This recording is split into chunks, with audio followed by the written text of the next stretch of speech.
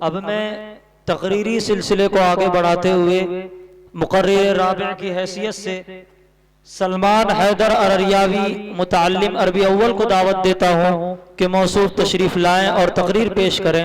موصوف کی تقریر کا عنوان ہے قوموں کا عروج و زوال۔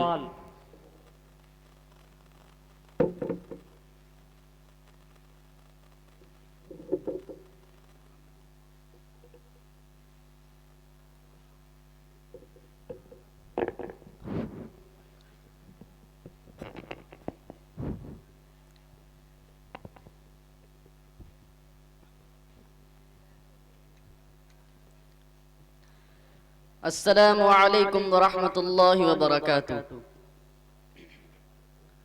الحمد للہ وکفا وسلام علی عبادہ الذین اصطفا، اما بعد۔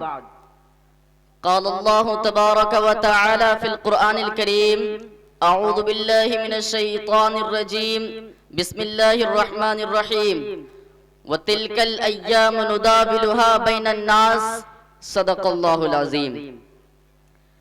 زمینیں چمن گل کھلاتی ہے کیا کیا، بدلتا ہے رنگ آسماں کیسے کیسے۔ زمینیں چمن گل کھلاتی ہے کیا کیا، بدلتا ہے رنگ آسماں کیسے کیسے۔ یہ گور سکندر یہ ہے قبر دارا، مٹے نامیوں کے نشاں کیسے کیسے۔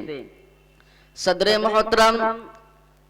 محترم، حاضرین اجلاس اور سامعین کرام، آج کی اس محفل اور مبارک بزم میں آپ حضرات کے سامنے قوموں کے عروج و زوال کی حقیقت اور دنیا کی ترقی و تنزلی کے نقشے کا ایک ہلکا سا خاکہ پیش کرنا چاہتا ہوں۔ مجھے امید ہے کہ اس آئینہ اور حقیقت کی چھلنی میں ہم اقتدار باختہ، ترقی یافتہ اقوام کا چہرہ دیکھ سکیں گے، ان کے مستقبل کا اندازہ ہمیں ہو جائے گا اور خود اپنے تئیں فیصلہ کریں گے۔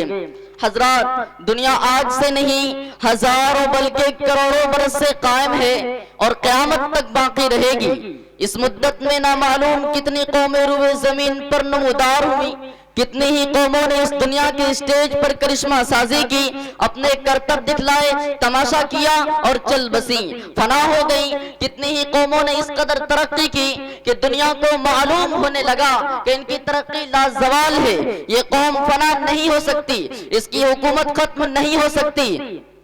لیکن جب حقیقی طاقت رکھنے والے فرما روا نے ان کی قسمت کا فیصلہ کیا تو ایسی گری کہ دنیا ان کے نام سے بھی واقف نہیں رہی، ان کے وہ نقوش بھی باقی نہیں رہے جن پر ان کو ناز تھا۔ نمرود نے سوچا کہ تو نے تو اب خدائی کا دعویٰ کر ڈالا، بابل و نینوا کے تمام اختیارات تمہارے قبضے میں ہے، قوت و طاقت، غلبہ و تسلط، فوج و سپاہ، لشکر و رعایا، سب پر تمہاری حکمرانی ہے۔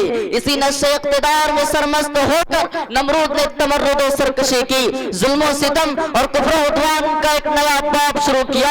غریبوں کے خون سے نشاط کا ساغر احمری تیار ہونے لگا، رعایا کی جھونپڑیاں اجاڑ کر شاہی محل سرا تعمیر ہونے لگے، اور اس نے سوچا کہ میرے اقتدار کو کوئی خطرہ نہیں، قوت و طاقت میرے ادنا غلام ہے۔ لیکن جب فیصلہ خداوندی ہوا اور وَإِن تَتَوَلَّوْا يَسْتَبْدِلْ قَوْمًا غَيْرَكُمْ کا اصول سامنے آیا تو نمرود اتنا بے حقیقت ہو کر مرا کہ اللہ تبارک و تعالی نے اس پر ایک مچھر مسلط کیا اور اسی ایک مچھر نے اس کا کام تمام کر ڈالا، فنا کے گھاٹ اتار دیا اور اس کی حکومت کے نقوش بھی باقی نہ رہے۔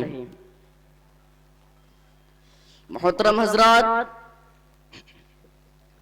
6 صدی عیسوی میں صحرائے عرب سے ایک قوم اٹھی جس نے بہت تھوڑے سے وقت میں قیصر و کسریٰ کے پرخچے اڑا دیے، رومن امپائر کا خاتمہ کر دیا، ایرانی تمدن و تہذیب کو بدل ڈالا، ایک عظیم خطے کے کلچر و ثقافت کو اسلامی کلچر و ثقافت میں تبدیل کر دیا۔ دنیا نے اس ثقافت اور اس عظیم انقلاب میں امن و آشتی، انسانی اقدار و قیم اور حکمرانی و جہانبانی کے اوصاف دیکھے۔ ان میں زبردست اخلاقی قوت، روحانی طاقت اور انسانیت کی تعمیر کا جذبہ پایا۔ ان کے کشکول میں ایک لاہ عمل، ایک ضابطۂ حیات اور انسانی زندگی کے ایسے اصول پائے ہے جو ہر تغیر پذیر زمانے کا ساتھ دے سکتے ہیں. انہیں جاہو منصب سے واسطہ نہ اقتدار و صلے کی تمنا. ان کا مقصد صرف اور صرف مخلوق کی خالق سے معرفت کرانا تھا, بندوں کو خدا سے ملانا تھا, کلمہ لا الہ الا اللہ محمد الرسول اللہ کو عام کرنا تھا. لیکن جب یہ قوم بھی ان اصولوں سے منحرف ہو گئی, وہ تعمیر انسانیت کا جذبہ ختم ہو گیا, وہ اقدار و قیام, وہ اخلاق و افکار ان کی زندگی سے نکل گئے, ان کے قلب و نظر میں وہ جذب و مستی کی کیفیت ختم ہو گئی, تو اقبال نے بھی ان کا ساتھ چھوڑ دیا. اس کا نام بھی زوال پذیر قوموں کی فہرست میں آنے لگا. غمگسار ملت حضرت اقبال مرحوم نے اسے مخاطب کرتے ہوئے یوں کہا تھا کہ اے لا الہ کے وارث باقی نہیں ہے تجھ میں, اے لا الہ کے وارث باقی نہیں ہے تجھ میں, گفتار دل برانہ کردار قاہرانہ, تیری نگاہ سے دل سینوں میں کانپتے تھے, کھویا گیا وہ تیرا جذبے قلندرانہ. حضرات, جن قوموں میں بے پناہ حوصلہ ہوتا ہے, ان کے عزائم جوان ہوتے ہیں, وہ قوم سدا ترقی کرتی ہے.